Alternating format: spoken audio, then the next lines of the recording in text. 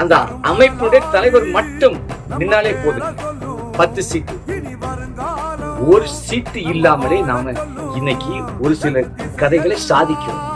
10 சீட்டை பிடிச்சிட்டோம்னா நம்ம என்னன்னாலும் தமிழ்நாட்டுல கோரிக்கையை வைத்து சாதிக்கலாம். இன்னைக்கு நம்ம அதை விட்டு போட்டு செம்ப கையில கொண்டுட்டு போன மாதிரி தெருவா போறோம். அதிமுக ஓட்டு போடுங்கம்மா, திமுகவுக்கு ஓட்டு போடுங்கம்மா, நம்ம ஐயாவுடைய பெயரை சொல்லி பார்வர்டு பிளாக்குக்கு ஓட்டு போடுங்கன்னு யாராவது சொல்ல முடியுதா? சொல்ல முடியும். வெட்கமா இருக்கு.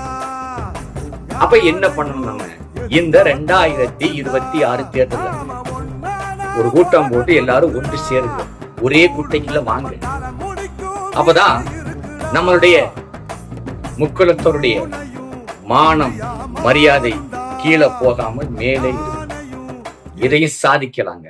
ஒன்று சேர்ந்தா இதையும் சாதிக்கலாம். ஆளுக்கு ஒரு கட்சியாக சின்ன பின்னமா போனோம்னா யாருக்கும் பிரயோஜனம் இல்லை. இதான் உண்மை.